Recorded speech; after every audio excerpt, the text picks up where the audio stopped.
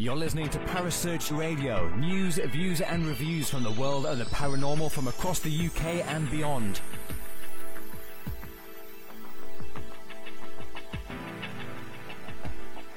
Find us on Facebook, Twitter and the World Wide Web. Parasearch UK Radio.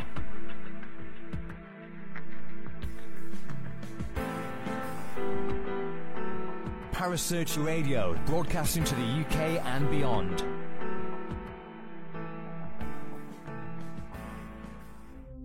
The views and opinions expressed by presenters and guests are their own and do not necessarily reflect the official policy or position of Parasearch Radio or its affiliates and sponsors. Listener discretion is advised.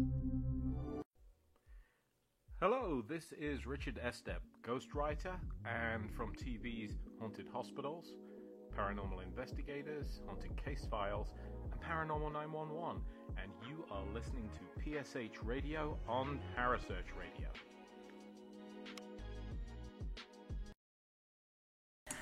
Good evening and welcome to PSH Radio. My name is Kerry Greenaway and I'm joined by a lovely co-host tonight, Sam Mason. Good evening, Sam. How are you? I'm very well, thank you. How are you, Kerry? I'm good, thanks. I hear you've brought us a fantastic pair of guests on tonight. Yes, I have tonight. We have some very interesting guests. Saz and Aaron Lockley from Human Canvas Tattoo, and they own a haunted tattoo studio. Hi. Hi.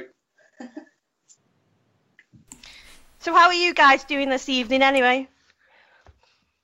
Well, we're a bit shook up after that blood moon on Monday. It's not been the easiest to sleep. Put it that way. Yeah, it really, really messed with us. But I think it messed with pretty much everybody, didn't it? From what I remember. Yeah, it was a cracker. Like, honestly, I thought that the apocalypse was nigh. Mate, it was. Everyone was so looking forward to it and going, oh, it's going to be fantastic. And everyone was like, oh, what the hell happened? Yeah, it literally, it drained my car battery. I had to buy a new one. Oh, gosh. Nightmare. Everything just went wrong. Everything just went wrong. It was insane. It was crazy, wasn't it, that one? It was. I find it's difficult to sleep on normal nights, never mind a blood moon, twice moon night. I felt like I was meant to transform into a werewolf or some sort. It just brought up, I mean, the last couple of years have been all about dealing with past issues and resolving those in order to be shot forward. And we always 2019, it's the new 7 cycle and it's going to be fantastic and we're going to move into more positive times and we've done the work and it's going to be amazing. And it was let's get rid of the last bits of crap. That's what's going on. Yeah, that'd make me feel a lot better about it. Yeah. We could do with a bit of a clean out. So, Sam, I understand you have a lot of questions for the guys tonight. So off you go. Okay, so guys, first things first, which I've wanted to know for ages, because obviously when I found out that you've got a haunted tattoo studio, when was the first time that you found out it was haunted? To be honest, I've owned the studio for 8 years now.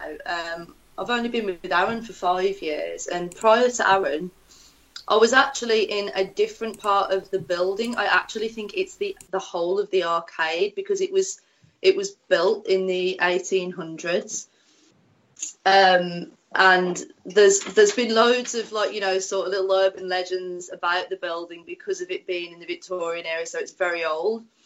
And I remember when I moved from the one unit, which did have every now and then we'd be like, is someone upstairs? Of an evening when we'd be locking up and they'd be like, no, I'm sure it's not.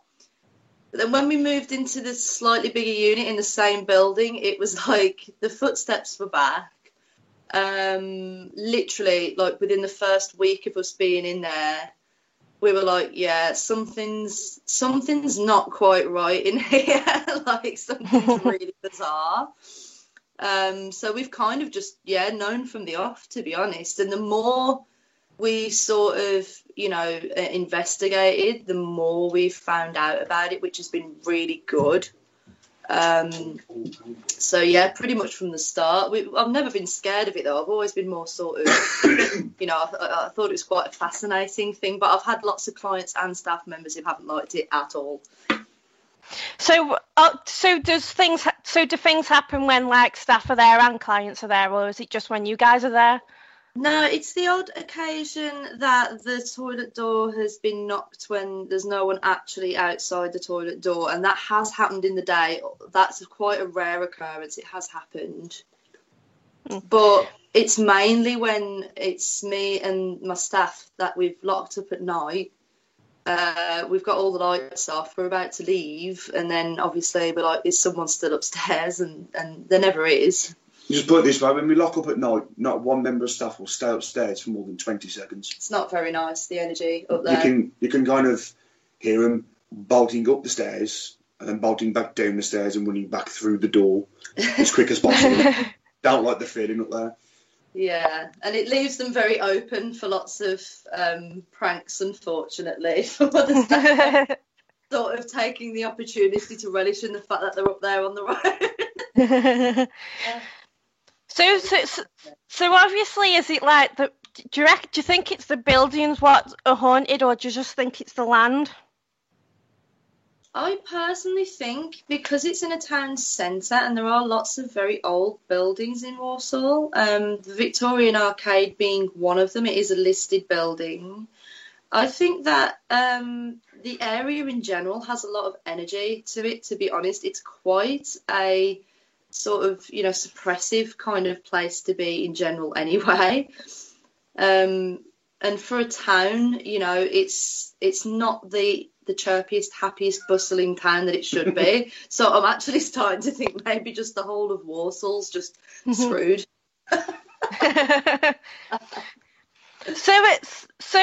If them buildings, obviously what you're in, have they been there all the time, or is it just like they've not long since been built? Because obviously you've been there for God knows how many years. Mm-hmm. No, all the shops in the arcade are all the original shops. Obviously, everyone's had their refurb, but they are all the original buildings. Yeah, like I can't change the windows because they're sash windows, and there's no central heating in there because it's literally like solid brick walls. Like it's a very old building, and that's kind of why I love it, and I think that's what drew me to it. But it was the actual building itself it had planning permission to be like a coach house, like a sort of Victorian taxi rank, if you like. Mm-hmm. But they couldn't get the planning permission to have that amount of livestock in a town centre, so the planning permission changed to a shopping arcade, and that's what it was, and it still is to this day.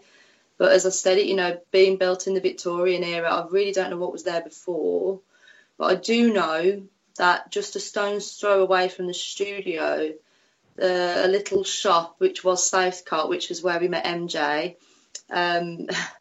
and basically, like, that had loads of stuff going on in there as well. And that wasn't technically part of the arcade. That was just a little shop, a stone's throw away. So I just think there's a lot of history. I think wherever there's loads of history and there's lots of things that have happened, I think that's kind of amalgamated itself. And there's definitely something in the building, yeah.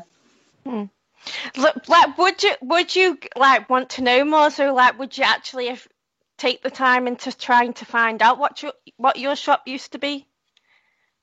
I have, but I really can't find anything. We know it used to be, before us, it used to be like a vintage shop, like a vintage clothes shop.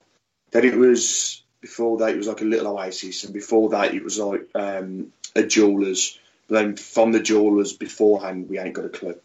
I mean, there are photos online of, it was called Digbeth Arcade at the time, obviously, because it's called Victorian Arcade now. And there are photos, but I can't sort of work out where my shop would be, and the photos are too blurry anyway. I really can't find much out about it. I'd really love to know. The most that we found out about it has been through a few investigations that we've had there, basically. I think, like, obviously it'd be interesting for you guys to find out, because you don't know whether, because if it was a shop, and like you said, if you be running up and down from the top floor down to the bottom floor, maybe this spirit or whatever it is could be like, you're in my shop, get out, you know. He or she might think that you're some sort of burglar, I don't know. There's definitely a sense of intrusion, like, you know, it does feel kind of like, you know, we're not sort of welcome there, but at the same time, nothing tremendous has happened. Like, no one's ever been hurt, for example. I've been pinched. But Pinched and poked. Aaron's been a little bit fiddled with by It's always me. It is. Yeah, Aaron's always the one who gets touched on investigations, which is really funny. We all enjoy that. I don't. But the real question is, Aaron, is it a good pinch or a bad pinch? I don't know. The last one hurt. Really hurt. It was on my wing as well, so it really hurt. It really come sharp. But we found out that she had a thing for me by the end of the night. Well, that's what the talking board told us anyway. Said she was called Queenie, and said that she had a bit of a thing for Aaron. We asked her if she'd seen me naked, and she said no. And I was all like, don't lie. But she disappeared after that. Yeah. So was an investigation with MJ, like one of our first, like, so, you know, we were with someone who really knew what they were doing, because we clearly didn't know what we were doing, but thank heavens that MJ was there, and she made sure that everything was okay and nothing bad, and you know what I mean. So it's all right. It was good. It was good fun, actually. So is it just one spirit then, or is it a numerous spirits? Oh, well. The first investigation that we did, we walked in with MJ and a few others, and she doesn't mind us like dropping her in on these conversations. She'll love it. Hi MJ, we hope you don't mind. We've mentioned you like 10 times already. Sorry. So the first investigation we did in there, we was walking up the stairs, and we had. It was George, basically. What we now know is George. We Yeah. walked up the stairs, and I was walking behind MJ, sorry to mention the name again, and she stopped dead, and she's like, whatever's up there doesn't want us, doesn't like us being here. He's like, we're in his domain. Then we got to know him, we found out a bit about him. So his name was George. He said he was a baker, he said he died on the stairs, or he fell down the stairs. He liked some more whiskey. Then we went on to find out that we got an Italian tailor, a young Italian tailor. And I asked him if he knew he was dead, and he said no. And I was like, well, you do now. Which is a really bit of a silly question. And then we had Queenie. We've got a cat. There's a cat, yeah. It pushes legs when I'm trying to tattoo. And you know, if the cat jumps on the bed and your nose starts itching. Yeah. Like, I get that when I'm tattooing. And at first, like for years, I thought it was like an allergy to the gloves I was wearing. And then I switched to nitrile gloves because I thought it was like a latex sensitivity. And then when I found out there was a flipping cat in there, I was like, oh, okay, now that makes sense. Like, it's actually just like, you know, a ghost cat that's annoying my nose. Like, it makes sense. But it's crazy because, you know, from our limited experience, you know, we've only done a few investigations, to be honest. But from the few that we've done, different things seem to come through. But there has been a consistency with this George guy. On the last one, it was quite quiet. We basically, it was really freaky, actually. Don't know if it's too long-winded to say, but we were doing a talking board in the tattoo studio, but we were also investigating the large abandoned room above it, like a huge attic space that apparently used to be a working gentleman's club. So we were doing a talking board in the tattoo studio, and it was just us ladies up there, and I had a medium sat next to me. And this woman was coming through saying that she was called, I think it was Cynthia or something like that, saying that she was an African woman and she was a slave. And, you know, it was the year was 1859. And we were like, wow, you know, all this is like, it's really sort of, you know, intense and really thorough with the explanation. And a bit later on in the investigation, we'd all moved on upstairs. And one of the girls who was doing this talking board with us downstairs, so another one of the mediums had actually drawn a picture through free drawing of what she thought this woman would look like. we were all upstairs, and this girl who had done the board with us went round the corner in the room upstairs where we held a raffle for Mental Fest, which is an event that we put on. And she just went, and everybody were like, what, you know, and she came around the corner and she had this book in her hand. Now, bearing in mind, no one had been up there at this point. We didn't even know this book was there in the corner of the room. And she had this book in her hand, and it was called Slave Girl. And it was based in like 1859, and it was about this black African slave woman. And it was just like, what? Like, I did not know that spirits could have such a good sense of humour as to just sort of like basically like reiterate this book that was sat upstairs the whole time that no one knew was even up there. Like, I didn't even know where it came from. And it had just come through on the board, and everybody was just in utter disbelief. Like, we were like, You found out who that was, though, didn't you? what's going on? It was the weirdest thing. It really was. I still don't know how the book got in the raffle, because me and my sister did the raffle, and like, we really don't remember seeing this book. So it was really bizarre. It was just there upstairs, and it was almost like someone had read it and then thought, oh, I know, I'll make up a cool story because my life's not interesting enough. It was almost like that. So that was quite a bizarre thing that happened in the last investigation, which I thought was really, really weird. We had go on, Aaron. We had a little girl's voice come through. Someone asked her how old she was, and she replied, Cookie. Now, I played this EVP back about 17 times, and I tried listening for people's voices to see if it was another person's voice, but it wasn't. It was literally this little girl, as clear as day, in the background of everybody else saying Cookie. And every time I listened to it, hair stood up on the back of my arms and my neck and everything else. It was just weird. Never had that before on an EVP in the studio. We've never had voices come through on an EVP. It's always been the spirit box, hasn't it? Mm-hmm. Whenever we've done one, the spirit box has been quite a good one for our studio. But for EVPs, it's not been as. But that one was definitely that and the book.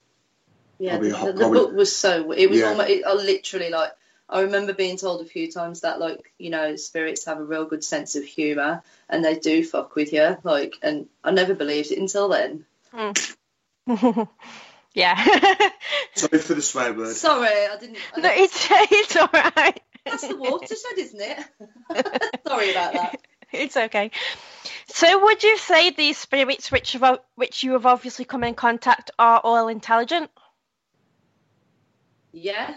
Like, smarter than us.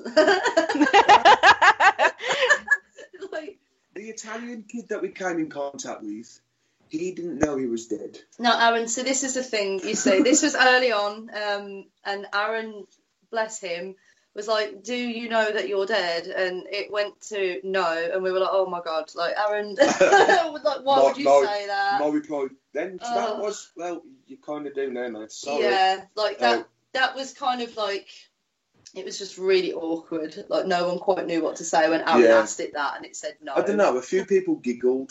That was because of me being stupid, though.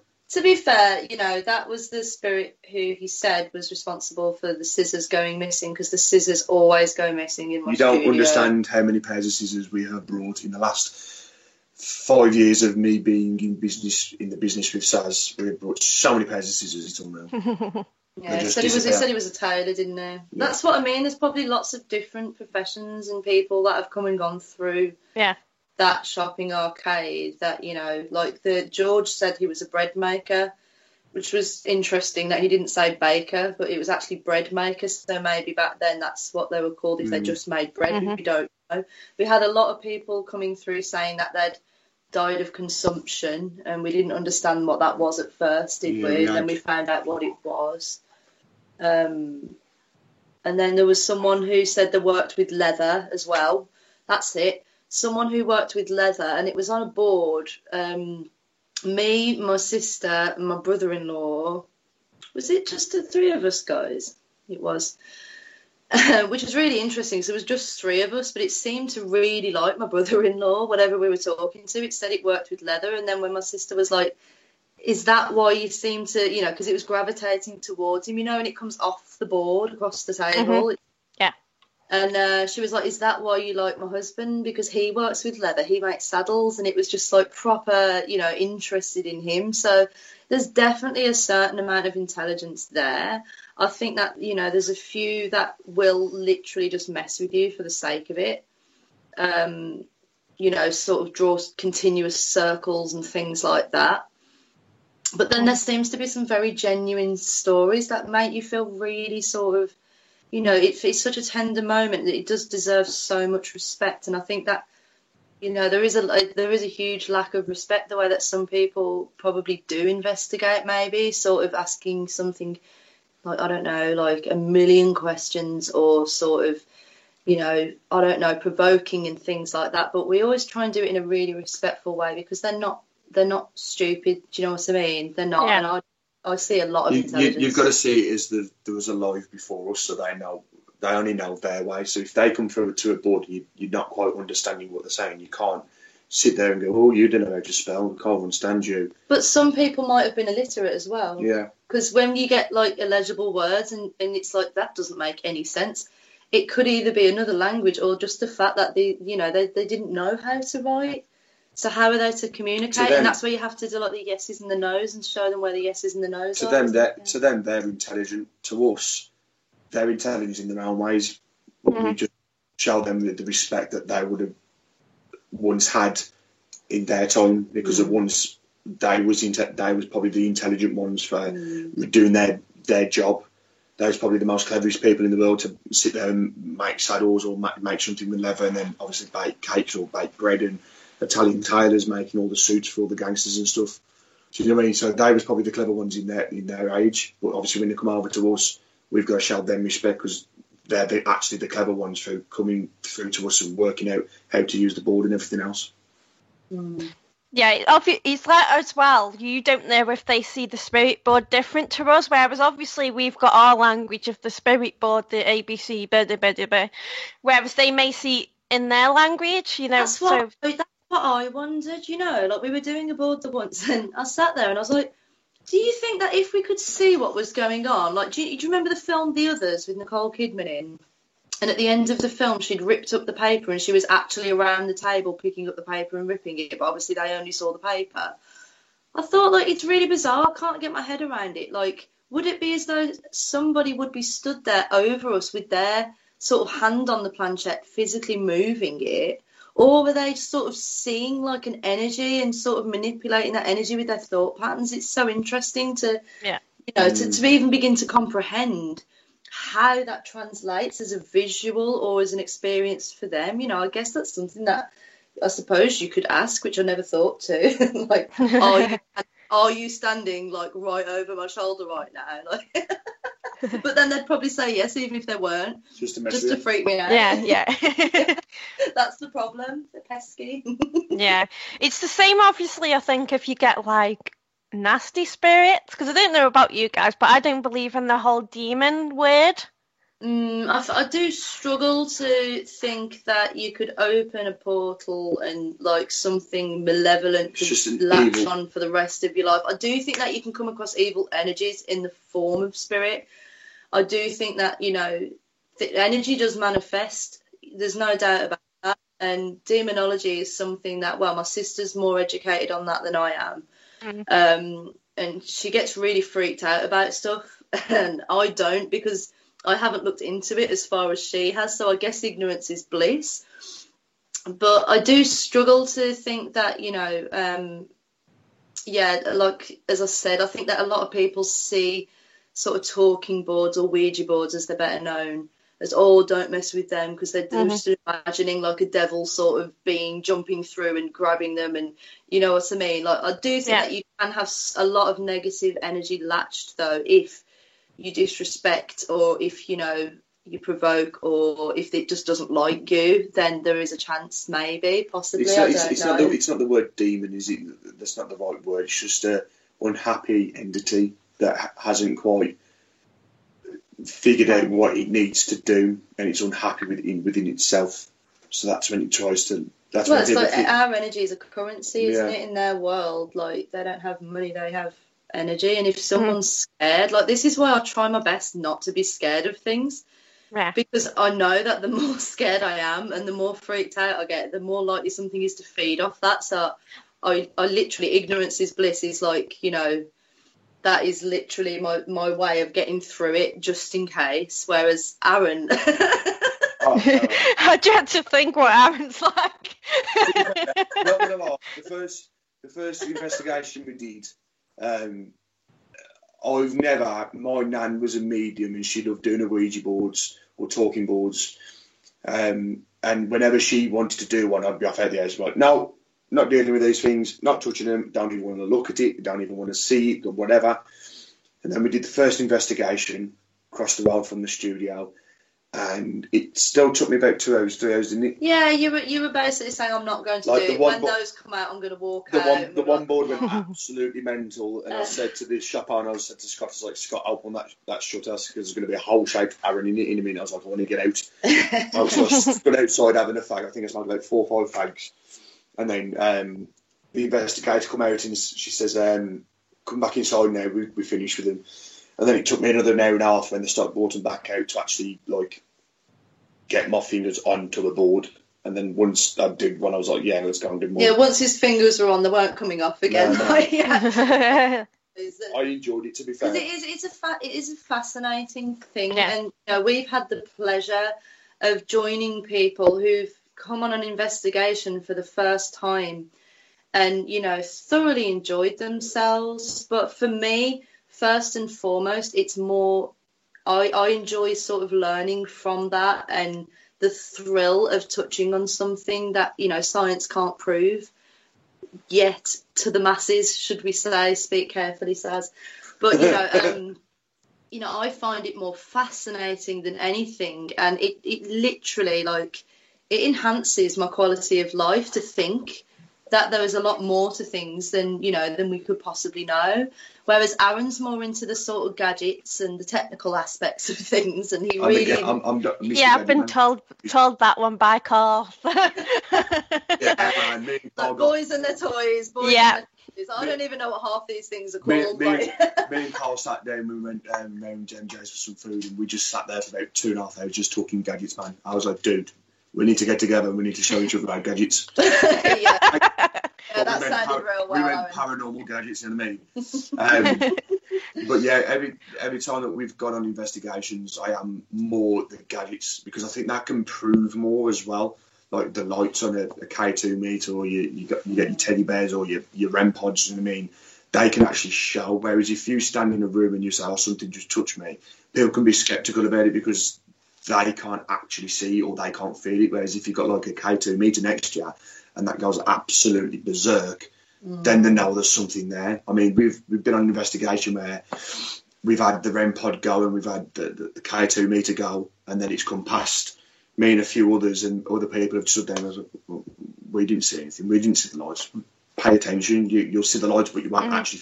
Do you know what I mean? So it's kind of like, take it how you want, but there is always people that prefer the gadgets over the other stuff. See, I like the magic of it, to be honest. Do you know what I mean? Like, I enjoy that part of it myself, but I can understand why it's so important to have the science applied to this, because it is, you know, it's not nice with everybody sort of laughing at you when you're sort of trying to explain to them that, yes, I do believe in the afterlife, and yes, I have gone on paranormal investigations, and yes, there is something else, you know, afterwards, and you get laughed at, and that if the whole world could go on an investigation with a responsible person with all the right equipment in the right place at the right time, there'd be a very different attitude towards people like us, you know? Yeah, definitely. It's like Saz says, I do like my gadgets, but I am one open to feelings and... Yeah, you do your pendulum, don't you, Aaron? You don't mind your pendulum. I tend to see more things than Saz and feel more than Saz and react. What's the word? No, you're clairvoyant. I'm more clairsentient. So you basically, like, I try and teach Aaron the terminologies. All I know is pardon my language, shit comes towards me, and it comes straight towards me. It doesn't back off, it comes straight for me. Aaron sees things, you see. Yeah, I'm the same, Aaron. Yeah. It's that typical, I wish I had that gift. It's that typical line, is it? I see dead people. Well, no, you don't. We do. We know it's what it's like. It's not nice. You don't want to see it. A lot of it's in your peripheral, isn't it? But, you know, it's one of those that I would love that. Like, I'm so jealous of Aaron when he said that he's seen things, and I'm just like, I would so love that because that's all I want. You know what I mean? Yeah. So we went to, was it Ponbury Castle? Berry Pomeroy Castle. In Devon. Then we was walking around. There was me, Saz, and our sister and our brother-in-law. We was walking around, and our brother-in-law Luke's also clairvoyant. He sees things, whereas me and my sister are more. We feel things and sense like energies and stuff. If you know what I mean. So me and Luke were walking around this castle on our own, and Saz and Lisa are off on one. Sorry, he's in the room with me. He's just made a funny face and made a giggle. So we was walking around this castle, and I turned around and I said, "Do you see that?" You're like, "No, I didn't see us." What did you see? He says, "What was it?" I said, "I ain't going to tell you because you'll see. If you're going to see, you'll see." Anyway, and he tapped me on the shoulder about 10 minutes later, as I was just sitting. I was like, "Did you see what I just seen?" He was like, "Yeah." I was like, "It's not nice." He was like, "No." I was like, "I want to get out of here." You described what you saw, and it was really interesting. So what we saw was a lady with dark black hair and a white dress with a white veil over her face. And when we left, we brought. But you saw a little girl as well. Luke saw a little girl. Luke saw the little girl. What was interesting was we just sort of stumbled upon this Berry Pomeroy, and it wasn't until afterwards that we saw, like you read in a pamphlet, the things that the guys had seen have been noted to have been seen, and me and Lisa were like, wow, you weren't kidding. Like, we got in the car, and Lisa was reading the book in the passenger seat because Saz was driving, and Lisa was reading the book, and me and Luke were in the back, and we were just discussing what we saw, and like it was like agreeing on things. We were saying, yeah, that was it, and then Lisa opened the book to a certain page, and the woman that we saw was on the page, and she went, "Guys, is this her?" And me and Luke literally just looked at her and went, "Holy crap, yes, that's her." But it was like, that's her. And she's like, "How many times did you say?" And I was like, "I've seen her a couple of times." But then we later read on that she walks around the castle and tries to lure people into danger. Or was it? No. was it into danger, or was it the little girl into danger? The little girl who was. But this woman was walking around trying to get people to go towards her, and then there was a little girl that Luke saw that he read up about. In a nutshell, they're clairvoyant. Okay. Like, don't get me wrong, it's good. But when you're walking around places like this and you want to enjoy the sights, and all you see is someone standing in the corner, you're like, hell no, you ain't real. Like, what are you doing? Yeah. Leave me alone. Give me a day off, kind of thing. Do you know what I mean? Like, I've seen my granddad. I've seen Sazzy's dad a few times. Hold on, I'm just trying to find his stop button. It's round here somewhere. There it is. I got it. Sorry, carry on. Yeah, continuing on. So obviously, going back to everyone's belief system and that, I noticed there was a comment in the chat room from Gemma, and she said the problem is some people will never believe no matter what. Yeah, and you know, to be honest, those people are missing out because they're also the sort of people who probably don't get tattoos or, you know, don't eat cheesecake at midnight. And I just feel like I feel so sorry for those people. Like, mentioning cheesecake, we've got some cheesecake later. No, I mean, I think it's because it's hard to believe. I think that people fear what they don't understand, and because we haven't got an actual understanding of, you know, the sort of basically, like, you know, science is the forefront of, you know, what people believe nowadays. Unfortunately, faith and magic are kind of like an old-fashioned notion.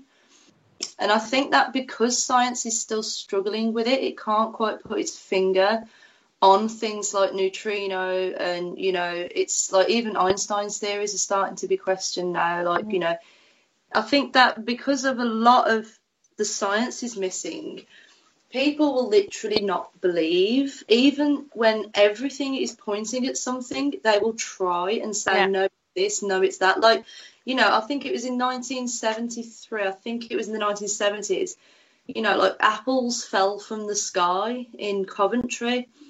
And like science tried to explain it as... That's just a really high tree. No, it said that it was some sort of tornado that must have taken the apples and dropped them, but then where were the twigs and the leaves and everything? It was just apples. Like, this is what I find weird. I'm not saying that, it could have been aliens throwing apples at us from a great height. I don't know.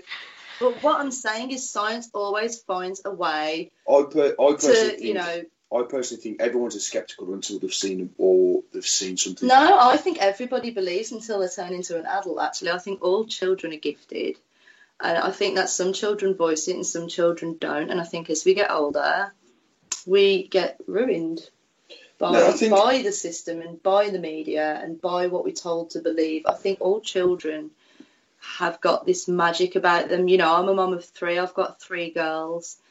And it's like, they were so magical when they were babies, and they'd sort of say things, and it's like they were looking at something. It was just incredible. And, as they're getting older... adults, you know what I mean? People nowadays, I think everyone's a skeptic. So basically they've got to see it for themselves, but some people don't want to go out and see it for themselves, but they'll soon sit in the corner of the room and tell you that you're wrong, that they don't believe in it. I think it's like more of the scared system of it though, because I know I've been doing it for like nearly 5 years now, and sometimes I still get scared, but it's like people want to see they want to see a spirit. If they go on an investigation, they want to see a spirit like human beings, and obviously when they don't see that, they're like, okay, so it's fake, and you know. It's just an understanding of isn't it? They've got to understand that they're not going to come out like it's a lack of education. It's it's films like flipping Ghostbusters and great movies. And it's just like, can do one. I honestly think that the media is responsible for like. You can't slate the cult classic Ghostbusters. No, I'm not slating it as a movie. No, everybody wants to get slimed by a Slimer. Just saying. Everybody does. That's what we want. They should go on an investigation and expect it to be anything like. Just have no expectation for a start. Learn a bit first. Listen to the person hosting the investigation, because they're going to know more than you. And discover it as you go, like we did. I literally had no idea what to expect on my first investigation. I just knew that I was going to really enjoy myself, because I've always been sort of interested in the occult, as is Aaron as well, even though he was a little bit more scared than me. It was just the Ouija boards. Everything else, I've been fine with. I've been seeing like things since I was like 13, 14 upwards, and I've always just passed it on. I thought, it's a phase, it'll pass. No, still to this day, it's still there. They still come and say hello, and it's just the Ouija boards that I had a problem with at first, but now I'm absolutely fine. Don't get me wrong, we did, what was it, like a little location hunt the other couple of weeks ago? Well, last year. Oh, you mean the place that we really shouldn't have gone? Yeah, the place that we shouldn't have gone.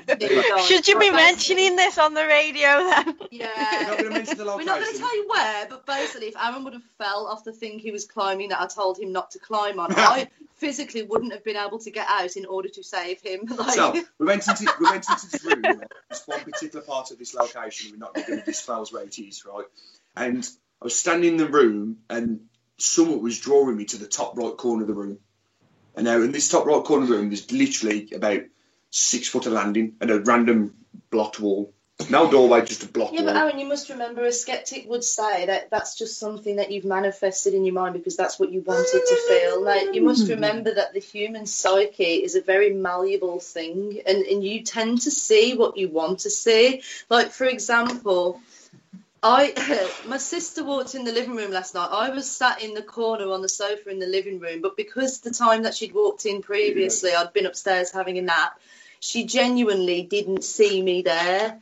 Do you know what I mean? Because she wasn't expecting to see me, and that's the thing. If you expect things to happen, there's every chance that it will, because you're willing for that to happen. It's got to push past the boundary of common sense. Do you know what I mean? It's got to be so sort of blatant for you to know that it's not just you sort of hyping yourself up. And I think that's what I love about group investigations, is everybody experiences the same thing at the same time. That's how you know that you've actually experienced something. And there's this undisclosed location when I went underneath and they had them like... Yeah, well, let's stop talking about the undisclosed.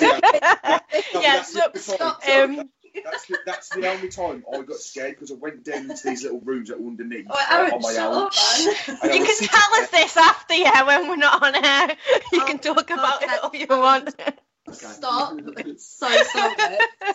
I think a huge part is people will believe what they want to believe, and the danger with belief systems is that they are unchanging.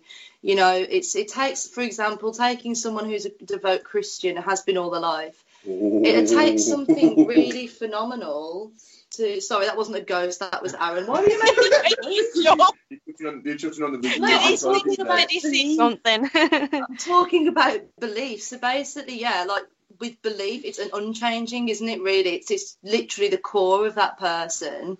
So I think if people want to believe it, they will, and if they don't, they won't. And I think it takes something phenomenal to change that. Yeah. Talking on my own air. Mm-hmm.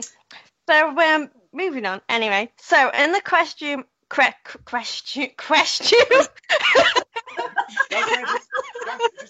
Just go with it. Don't change it. in the chat room, Ashley has asked, "Have you got a favourite paranormal case?"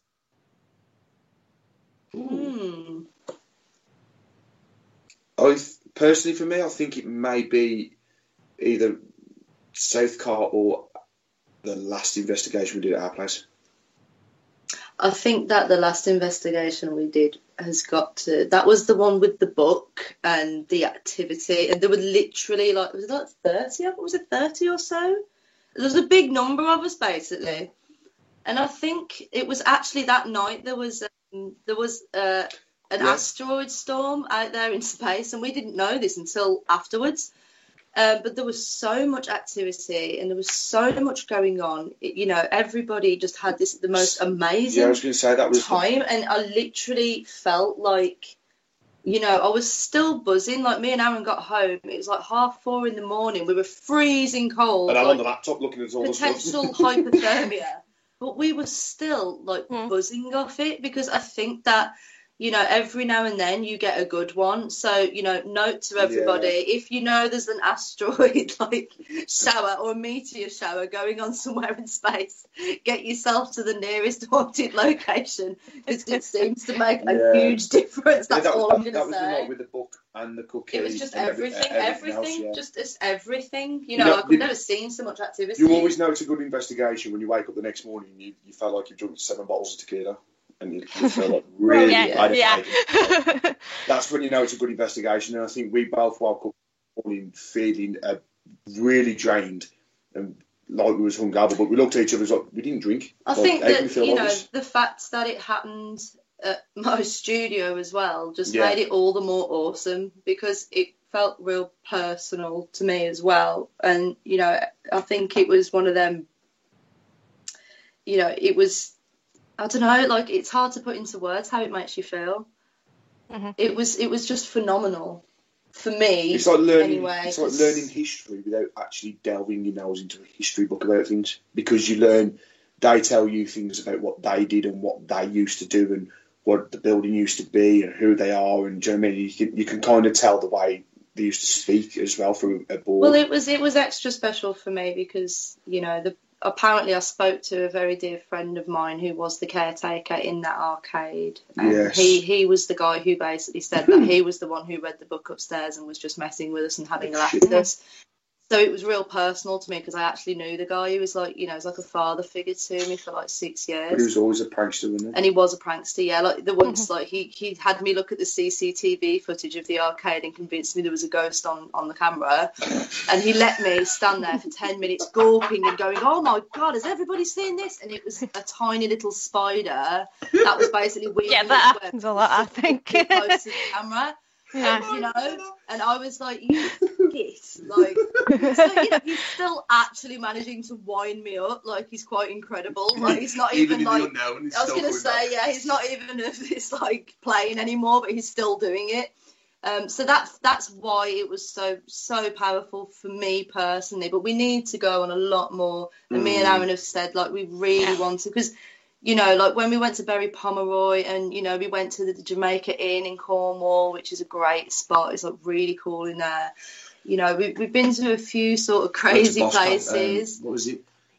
Bodmin Jail. Yeah. Oh, that was not a nice place for Aaron. But anyway, you know, like there's lots of really cool places to go, but to actually do an investigation with the right sets of people, I think is so important as well. You've got to be with the right people. You've got to be with people who really know what they're doing as well. You need at least one medium, I'd say. Two's better, but at least one. So they can back up everything that you're I think that saying, they actually, you know, I'm not sure how it works because I'm still new to this, but it seems as though they are like the antenna. Do you know what I mean? So yeah, I think that we need to go on a lot more because we're still in our infancy with it. To be honest, we're really humbled that, you know, you wanted us to speak tonight on your show. Because we are, you know, quite new to this. We've been doing this sort of stuff now for over a year, haven't we? A year, February. I think the epitome of our journey so far into the paranormal is probably attending Paracon. Like, that was like some next level cool fucking shit, man. Like, that was a memorable weekend. Well, yeah, because he got like Katrina Weidman to tattoo his leg. Hello. And then he ended up hating it, You know what I mean? He's so jammy. I had MJ, Duncan and Katrina Weidman tattooed me. We had, was it Chris Fleming? Yeah, he did. He did a tattoo on a fan. So basically, this chap came to me and said, "Can you rework this on my thumb? I want something to do with Chris Fleming, like a dagger and a shield of the design." So I drew it on his hand, and so I tattooed it all. And then Chris came over and I did the numbers. Aaron Stagers filmed it and put it on. It was Chris who drew it. Chris drew it on his hand. I tattooed most of it. Then Chris came over, did the numbers, and then put his signature on his so basically, I turned my back for a second, and Aaron was basically all the stars were tattooed. He was letting everybody tattoo everybody, and I was like, Aaron, what are you doing? It's just the stars. I thought it was a nice touch for Chris Fleming to tattoo one of his fans. Do you know what I mean? Because the fan was like on the. Well, basically, we had an awesome time, and that I learned so much as well. But I'm next year. I've said to MJ, I've said to Duncan, I will be there. I will tattoo, but I'm not going to do it all day for both days because I missed out on too much. Yeah. It's like, you know, I caught a snippet of a few of the talks that were going on. Richard was one of them, wasn't he? You know, we were absolutely exhausted for the masquerade on the Saturday night, like. There's another time my car battery kept dying, actually. Yeah, Paracon, the battery just died not again. Want to work. So, yeah, you know, we are still at the beginning of the journey, but, like, one thing I'll say to anybody who, you know, is also at the beginning or is just interested or is, you know, it's one of those where it's just a fascinating, beautiful thing, I think, to know that there's so much that we don't know yet. I mean, you know, you'd be a fool to assume that people do know everything because we don't. You know what I mean? So I think that it's just a fascinating thing. Yeah. We have another question in the chat room from Ashley yet again. Who do you think have made significant advances in the paranormal field over the years? Significant advances in the paranormal field? Well, we can't. I don't know. It's a tricky one because we're quite new to it, so we're just catching up with all these investigators that are coming that obviously everyone else has known. If you're new to it, you kind of get to know local investigators, not huge stars. The only ones that we've met and really know of and have seen on TV are Katrina. I was going to say there are some of the TV stars who are clearly, you know, in it for the wrong reasons and are just trying to exploit, you know, the whole real genuine. And I think that, you know, after meeting Katrina, for example, she's cool. And to be honest, watching her as well, like, but after meeting her, I realised how genuine she actually is. And I think that some people do things from an educational point of view. So as far as advances in it, I think that anyone who's trying to educate people on it are making advances. Yeah. Anybody who's trying to exploit it for money or fame or both, those are the people holding it back. Those are the people who are putting it at a disadvantage, in my opinion anyway. You know, it's like John Edwards. Like I read a book that John Edwards called The Infinite Quest, and I learnt a lot in that book. Actually, it was a really good book, and that was recommended to me by MJ through her little book club. If you're not in it, you need to be. And it was really good because people like him who are trying to educate people on what it's all about are the people who are making the real advances. Apart from that, I'd say Albert Einstein for sure. Yeah. Oh my God, he's not making a paranormal advance. No, you have no idea what he did. Yeah, exactly. The words there was he did. No. Ashley's on about now. No. He changed the world. Okay. In quantum physics is. Let's stop. You're not Sheldon. Okay, I'm not going to talk about quantum. I'm not going to talk about string theory, but yes.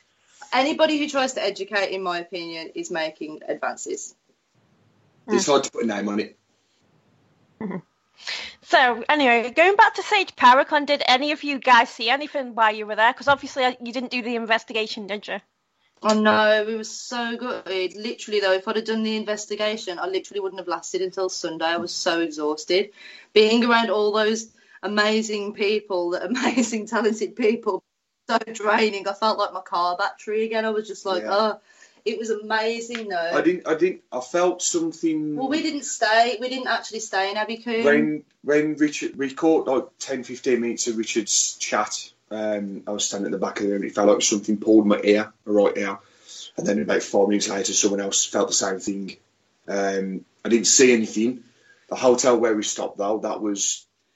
I was going to say, look, Abbey Combe was such an impressive building, and it was, Combe Abbey, Combe Abbey, that says different things. But, you know, when we were in there, it was just a phenomenal place. I didn't see anything, but I probably, but actually, no, I wouldn't, because I'm not Aaron. Aaron would have probably seen something. I didn't see anything. I sort of took my right ear, and then when Richard's his lecture finished, I was outside having a cigarette after tattooing someone, and came out and he was like, when I was standing at the back of the room, I could hear him saying when I was standing back of the room, something pulled on my ear.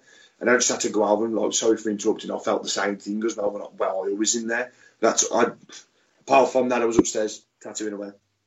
Yeah, I saw Aaron go into the lecture on how to be an author and write a book, and then he was in there for 5 minutes, and he came out wanting to write a book. I saw that. I could always wish, can't you? I was like, Aaron, try reading one first. Not many. It takes me about 2 years to read one book. Could I get that? Yeah, we stayed in the cottage at Combe Abbey, and let's put it this way, a few times I was like, couldn't be in there on my own. Well, we was helping. So cool. MJ set up, and we had to go over to where you were staying to get a few of the boxes. Yeah. When I walked in, I felt uneasy, but then I was like, "Can't yeah, get me out that's of here." right. Yeah, the little the cottage where the stuff for the party was. Is that where you were? Yeah. Oh right, yeah, I remember that place. That's well creepy. It looked like the little step into the kitchen even freaked me out, and me and you looked across and there was like a fridge there, and we were like, did you feel that then? And I was like, that was well creepy. I just felt uneasy. I was like, please, Carl, tell me this is the last box. Yeah. Oh, sorry, no, MJ was with us. I was like, please, MJ, are these the last boxes? She was like, yes, thank God for that. Definitely, I think there was definitely something in there, and it was in the kitchen or the doorway, from what I felt. That cupboard was weird, though. You know, that one to the right side of the fridge.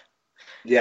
That was just a random. Yeah, that's there. The fridge. Yeah, that's what I remembered. Something by the fridge, man, and I was just like, oh, what was that? Weird. Yeah. I've got a question for you. Me? Yes. Oh, God. I'll host. Eh? So you got the 3 cult classics of Ghostbusters.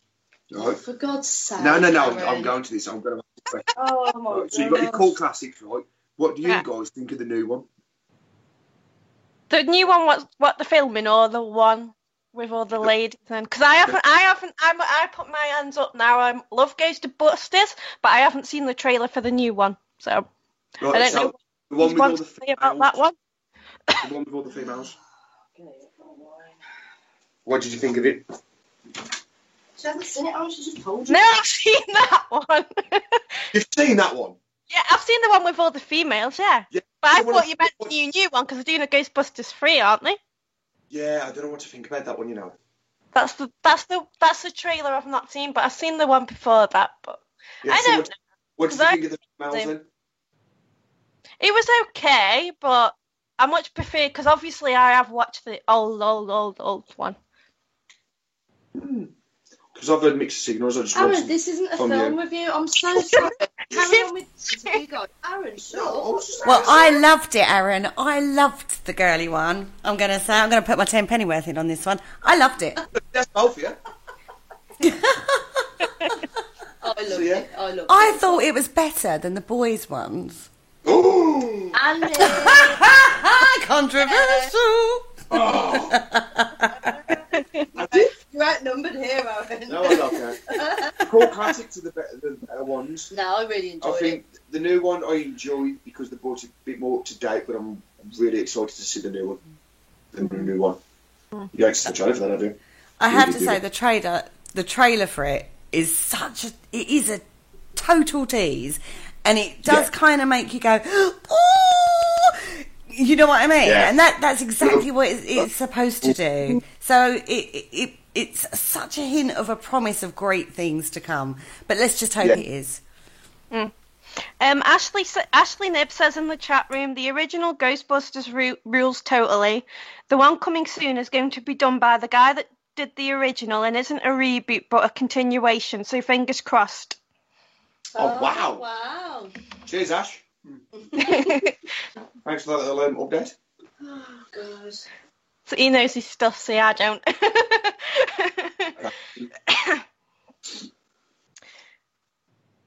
Right. Kerry, is there anything you'd like to add or ask? Well, I'd like to actually ask about the tattooing, because in tattooing there's a hell of a lot of symbology, isn't there? A lot of symbolism. So I kind of would like to know what kind of mythology is your favourite symbology to tattoo? Well, 100%, pagan and Wicca. Like, hello. I do really enjoy doing occultism and the symbology with that.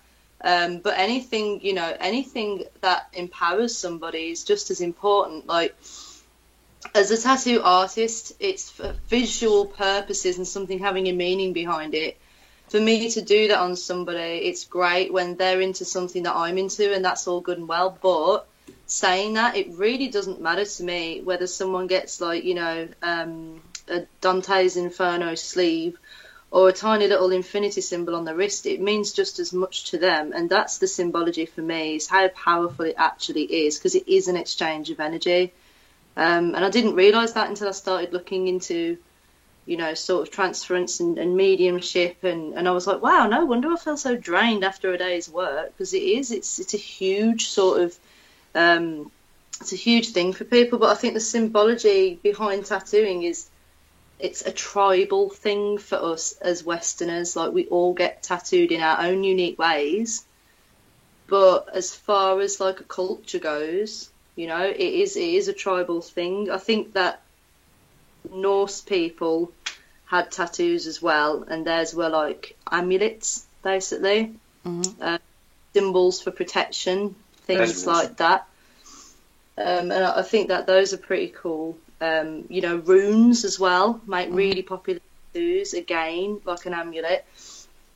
But yeah, like there's so many symbols, there's so much symbology, and people get things and don't even realise what they mean. Do you know what I mean? So it's one of them where it's that in depth, it's that vast. There's so many different cultures over so many different centuries. It's really hard to sort of epitomise it into like one thing. Have you ever had somebody come to you and want a tattoo, and you in your gut, you're thinking, that's wrong, you shouldn't be having that? Yeah. All the time. What do you do under those circumstances? No offence to people out there that have already got this, but their partner's name. Ooh. We think, No, actually, that's not. I don't mind that. I think you should own your own decisions. And I have my first husband's name on my wrist, right? And I still have it because to me it's a reminder of never to do that again. But people do want things that they think are going to look good. you know, and this is where it's the artist's job to come in and say, hold on a minute, I get that, you know, you've seen this on Pinterest, or you like this idea, but it might not work with the size that you want it, or where you want it, or what you want it next to, or what you want it with. So yeah, all the time I get loads of people coming to me with all sorts of crazy ideas, but it's my job to basically professionally talk them out of it, unless they're adamant, in which case I'll just decline and say, well, if that's really what you want, that's fine, but I don't want to put my name to that, so I'm not the artist for you. So yeah. Aaron, on the other hand, just do whatever. You've got a cupcake tattooed on your arm with a monster logo, and then some zombie guy with his hand on backwards. Yeah, but that's not people coming to me asking me for tattoos and me saying no, I'm not going to do it. I would personally, I'd try and convince them from having their partner's name. I'd have something more that resembles them rather than having their name. Just because having a name to me is like an omen. It's like having the Grim Reaper tattooed on you. That's seen as like a bad omen. Yeah, Aaron, everybody who's listening who has Grim Reaper tattoos is now crapping it. Well done, you. And on that bombshell, we've actually come to the end of the show. It's seen as a bit of a curse, that's all. Like, it's because as artists, like, the amount of people, young couples we see coming in wanting names, and then they're in a few weeks later going, can you cover this up? That's all that is. So to us, because we see so much of it, it just seems like we're just trying to get him to have something that represents their partner instead of having their partner's name.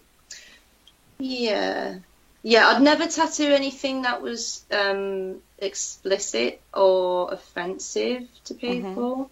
I just had deja vu. I accidentally tattooed an Aleister Crowley demon summoning spell on, like, as my own handpiece, but I didn't mean to. I just drew it, and then I found out that that's what it is, and I was like, oh. Don't touch that hand. That wasn't yes, you do. That was an accident, basically. Like, but if someone came to me, I don't know, like. I wouldn't do it. If you don't come to me and say, can you do that on my hand? I'll be like, no, you're all right, mate. Well, the piece that I started at Paracon on my very good friend Jade, she wants to have, like, the Ouija board on, like, the lower part of her abdomen. And I said I'll do it because I can't see it working, if you know what I mean. Like, if someone wants to put a planchette on her, because obviously she's a human. To be fair, she'll probably be giggling too much with the tickling. Well, I was thinking of tattooing, you know, she's already got, like, the planchette in there anyway. So I was kind of like, well, if the planchette that I've tattooed is static, it can't possibly work anyway. But yeah, I would never tattoo anything sort of offensive or, you know, sort of vulgar, or if I thought that it would impact on that person's life and ruin it, basically. Cool. We have actually come to the end of the show, so thank you so much for joining us in the studio tonight. Sam, any last words? Aaron? I just want to thank... Sorry, I thought you said Sam. Any last words? She probably did. I did, yeah. Sorry. I was just expecting him to say something again, that's what it was. I was waiting to be spoken to. So, Sam, Yes. any last words, darling? I just want to thank you, everybody in the chat room, for your conversations and your questions. Thank you to Saz and Aaron. Obviously, I've been very excited to speak to you guys because obviously I met you at Sage Paracon and we didn't really speak. So it's good to actually speak to you guys for a change. Yeah, it's been real fun, man. Like, yeah, it's been great. We've really enjoyed it, and it's the first time we've ever done anything like this as well. So thank you for that. Yeah, it's been a change. From where we normally listen to other people on the radio, we're actually on the radio talking to people about what we enjoy. It's been nice. If you miss any of the shows on Parasearch Radio, don't forget they are on every single night of the week, and you can catch them again as a podcast on the Spreaker app or over on our YouTube channel. And don't forget to click like, share and subscribe. We will be back tomorrow evening with the Dark Mirror Show, going live probably around 9:30ish, and we are talking Scottish myths and legends because it is Burns night, everybody, tomorrow. It is Burns, yeah. Oh, yeah. So join us tomorrow around 9:30. We'll be going live in the studio. On that note, thank you all for joining us. Say good night, guys. Good night. Bye, bye, bye. Thank you for listening. Don't forget to join us for more shows throughout the week. Find us on Facebook, Twitter, and the World Wide Web to keep up to date with all the shows right here on Parasearch Radio.